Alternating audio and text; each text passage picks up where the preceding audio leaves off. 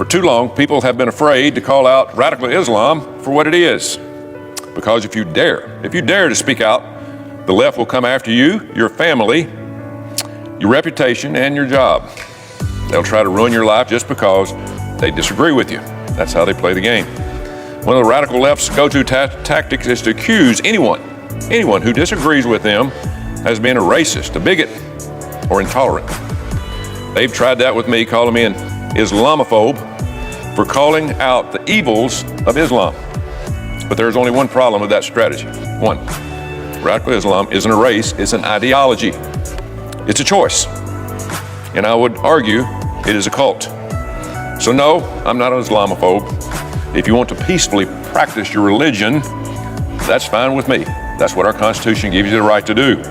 Our Constitution gives you that right, and that's why we have millions. Guys, you know it's not every day that a US senator stands up and actually says what millions of people are thinking, but are too afraid to say out loud. But when this Alabama senator took the mic, the room went silent. He called for the complete shutdown of Sharia law in America. And honestly, whether you agree or not, he made points that hit hard. This isn't your usual political speech. This was a full-on truth detonation. He laid it out plain. Sharia law has no place in a free democracy. He talked about how its tenets, especially those affecting women's rights, directly clash with American values of liberty and equality.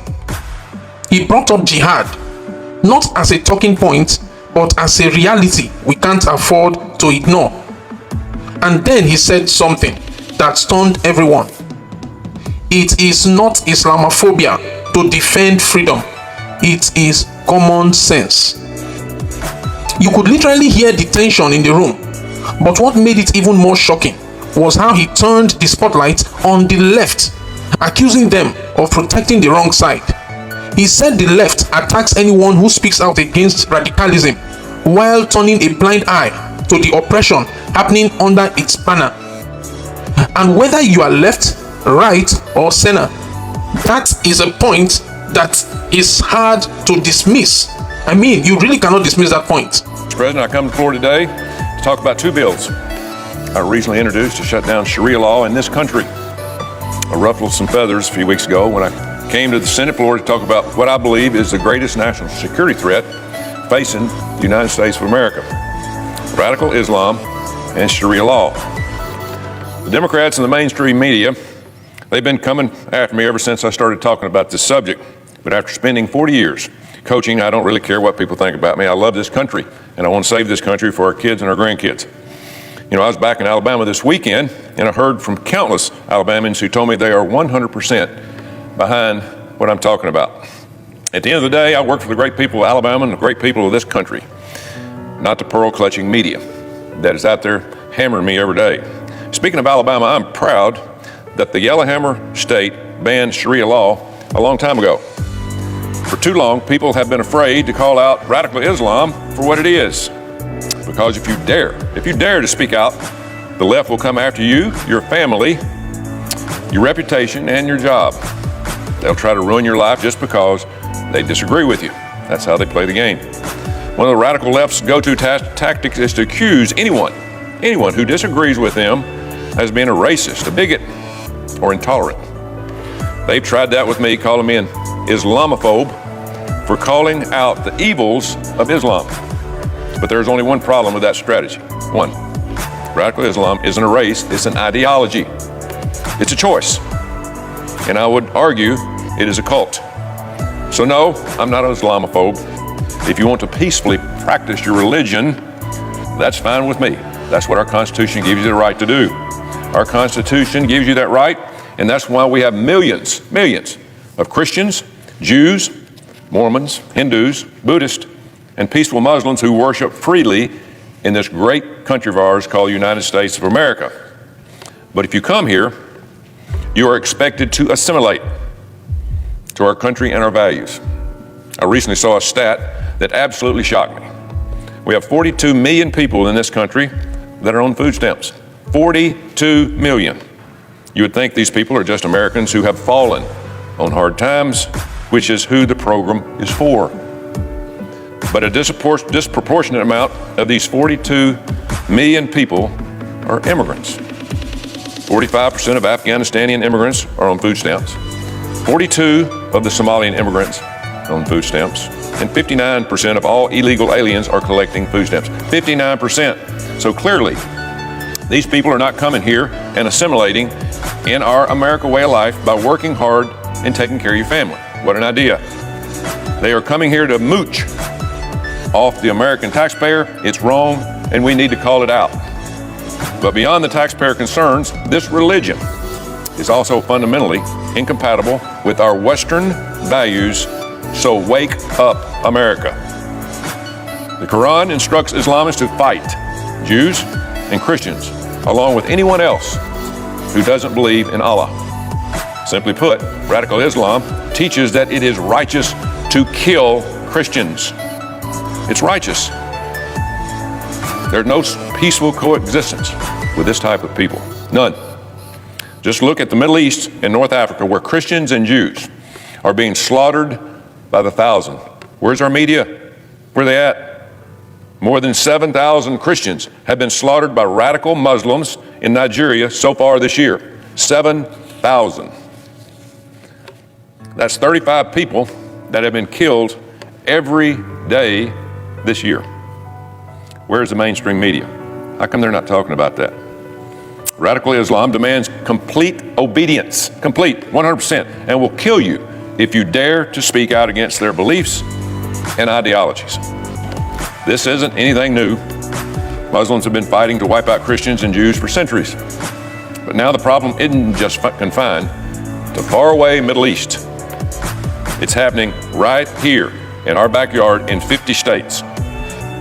We're already seeing cities in Michigan, Minnesota being taken over by Sharia law. In Dearborn, Michigan, a Christian pastor recently protested. A street was named after a radical Islamist terrorist. Pastor just complained about it. In response, the Muslim mayor of Dearborn told the pastor that he is no longer welcome in the town and will celebrate the day that he leaves. Think about that. A Christian pastor is being silenced here in America for objecting to a taxpayer-funded road being named after a terrorist. We're losing it. Or take what has been happening in Minneapolis, Minnesota, which has been and seen a massive influx of Somalians moving into their neighborhood. I recently saw a story that absolutely shocked me. More than 75 Somalians have been arrested in a massive scheme where they stole $300 million from a American taxpayer-funded child nutrition program. $300 million. So these Somalian criminals came to Minneapolis. They took advantage of our free schools and our free health care, and then they stole $300 million from American taxpayers right under our noses. Where is the media? Where's the outrage? And where did this money go? Where do you think it went? You guessed it. It went back to Somalia. It's disgusting, and these people should be deported, if not jail for life. In case you're still unclear about the dangers we're facing, here are a few reasons why Sharia law does not work in a Western society like the United States. In America, we value free speech. The U.S. Constitution gives us that right. The First Amendment is what makes this country, America, great. You're allowed to express your opinions publicly without fear of the government arresting you or killing you. But under Sharia law, any criticism that goes against what Muhammad or the Quran says can be punishable by death. Further, under the U.S. Constitution and the First Amendment, equal rights for people of all faiths are protected. Western culture treats everyone equal, regardless of their religious beliefs. Under Sharia law, if you are not a Muslim, you are treated as the enemy. Radical Islam says you can discriminate against and even be violent towards non-Muslims. We see that happening now in Europe, where non-Muslims are being violently attacked every day, all over Europe. It's because Sharia law not only accepts but encourages this type of disgusting behavior. Another major difference between Islam and our Western culture is the way we treat women. In the U.S., marriage happens when a man and woman mutually decide that they want to get married and be with each other. But under Sharia law, older men are allowed to marry 6-year-old girls, which is unbelievable. 6 years old. That's not marriage. In America, we call that pedophilia. But that's just scraping the surface. In Sharia law, women are sold, raped, trafficked, no problem to them. That's their way of life. Women are not allowed to get an education or have a job. They aren't even allowed to leave home without a man escorting them. And women are forced to wear burqas, which cover basically everything but their eyes.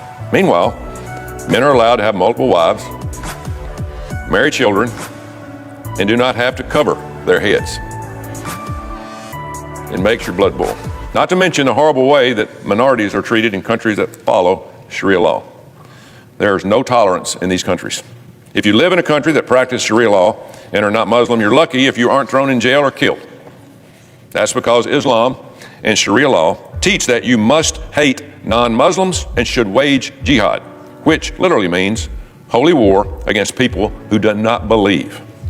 One thing I find particularly ironic is how the left turns a blind eye to the horrible ways LGBT people are treated in countries that follow Sharia law. In countries like Iran, Saudi Arabia, and Yemen, gay people are often given the death penalty. Does that sound like a peaceful, tolerant religion to you? Not me. Unfortunately, this poisonous religion, which I think is closer to a cult, is rapidly growing in this country. Wake up, America. Look no farther than New York, where a radical Islamist, Zohan Mandami, is the front runner to become the next mayor. Mandami has tried everything he can do to hide his radical Islamic beliefs ever since he started campaigning. But he was recently seen in a photo with the co-conspirator of the 1993 World Trade Center bombing. Think about that. And they're getting ready to elect him mayor. The leading candidate for mayor of New York City is cozying up with an openly jihadist terrorist sympathizer. Where are we going? In New York, if New Yorkers are stupid enough to elect a radical Islamist as their mayor, then they deserve what they get next, and it is coming. I truly believe we're at the crossroads of this country. The time for political correctness is over. That's why I've introduced 2 bills in the Senate to end Sharia law in this country. End it. The first one is No Sharia Act, which makes it illegal to practice Sharia law when it conflicts with our Constitution. As I've repeatedly said, the radical Islam cult is the opposite of everything. I mean everything that we stand for in America. The second bill I introduced, the Preserving a Sharia Law or Sharia-Free America Act, prevents all foreign nationals who advocate for Sharia law from entering this country. No more. If you want to practice that, stay where you're at or go to one of the other 50 countries that practices this. The Trump administration banned people from nearly 50 Muslim countries during the first administration. And thanks to Joe Biden's 4 years of open borders, we now have thousands, I mean thousands of terrorists and their sympathizers who entered our country unchecked. How stupid was that? We have to shut off the spigot before it's too late. This is a major national security threat. Radical Islamists have proven over and over again that they are willing to do whatever it takes to kill just one American citizen. And it didn't just happen overseas. It has been allowed to fester and is alive and well in our very own country, just waiting for the right opportunity to attack. So now is the time to act, because if we don't, we're going to lose this country as we know it. Open your eyes, America. The values of this country was built on cannot coexist with radical Islam. It doesn't work. It's one, our Constitution, or the other. You can't mix them. This isn't a Republican or Democrat issue. This is an American issue. Just look at Europe. We are headed down the same dark path as what Europe's going through now if we don't wake up. We need to permanently shut down Sharia law in this country before it's too late. Wake up, America. Mr. President, I yield the floor. Now you might not agree with every word he said, but one thing is clear. He wasn't afraid to speak the truth. And in a world where everyone is walking on eggshells, That kind of courage is very rare. So, I'll ask you, was he wrong? Or just the only one bold enough to say what others won't say? Drop your thoughts in the comments below. Smash that like button if you think freedom of speech still matters. And don't forget to subscribe, because this conversation is far from over. Guys, I'll see you on the next one. Thank you so much for watching. Bye for now.